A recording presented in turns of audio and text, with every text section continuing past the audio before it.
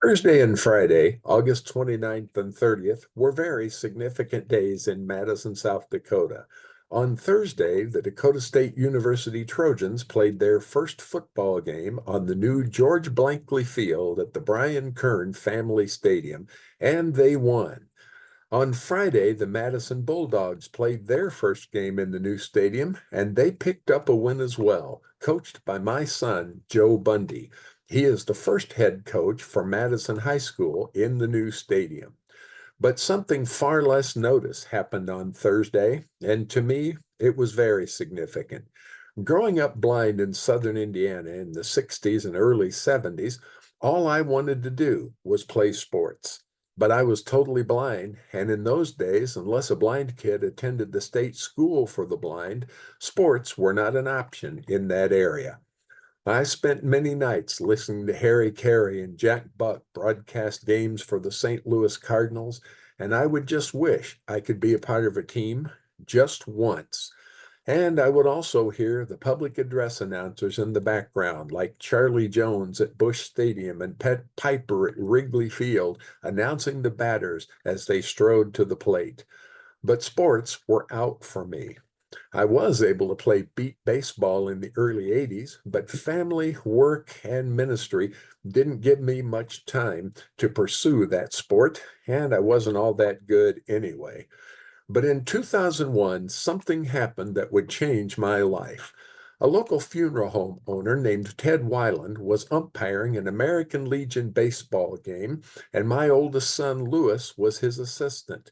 Before the game, Ted told Lewis that the public address announcer was not going to make it, and he asked him if he thought I might be interested in announcing. Lewis said, "You'll probably create a monster, but I'm sure he'd love to do it." So I began to do public address announcing. That first night with the help of my wife Peggy, and later with a spotter and a refreshable braille display.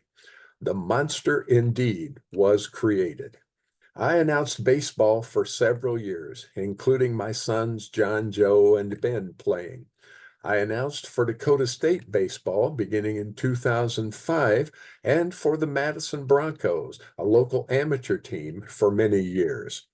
In 2012, I was approached by Dakota State to announce football, volleyball, basketball, and even a conference softball tournament.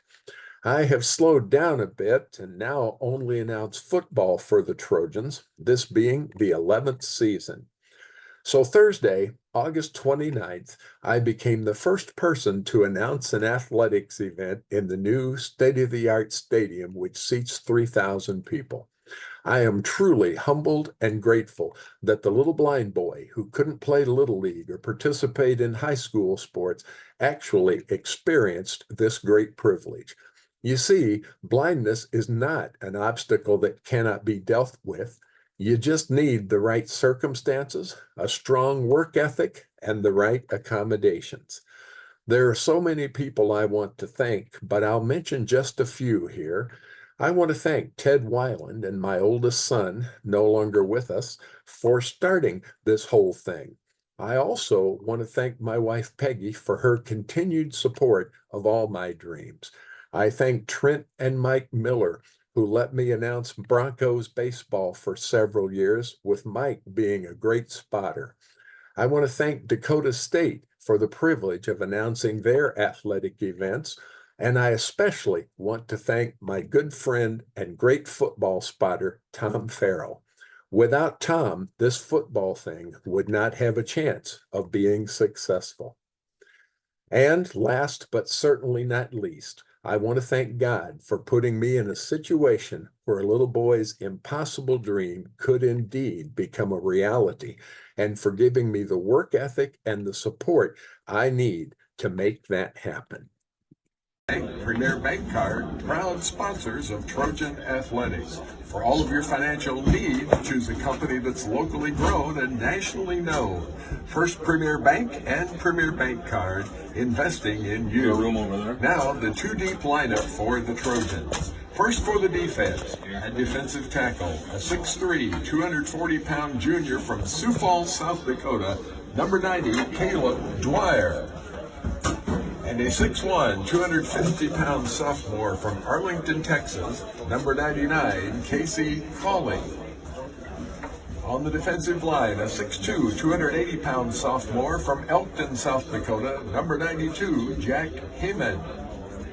And a 5'11", 260-pound senior from Sauk Rapids, Minnesota, number 69, Joey Hessian. At defensive end, a 6'3", 260-pound junior from Emory, South Dakota, number 77, Brooks Jansen. And a 5'8", 240-pound freshman from Columbus, Ohio, number 97, Rashad DeBose. At linebacker, a 6', 250-pound senior from Wayne, Michigan, number 11, Chris Bobala. And a 6'4", 235-pound sophomore from Brandon, South Dakota, number 54, Oscar Poistra. At linebacker, a 6'1", 210-pound junior from Burke, South Dakota, number 48, Taryn Sir. And a 5'10", 210-pound freshman from Beaver Creek, Minnesota, number 53, Dylan Jessen. At linebacker, a 6'2", 200-pound senior from Pierre, South Dakota, number 55, Colin Brueggemann. And the 6'3", 230-pound sophomore from Tucson, Arizona, number 49, Nathan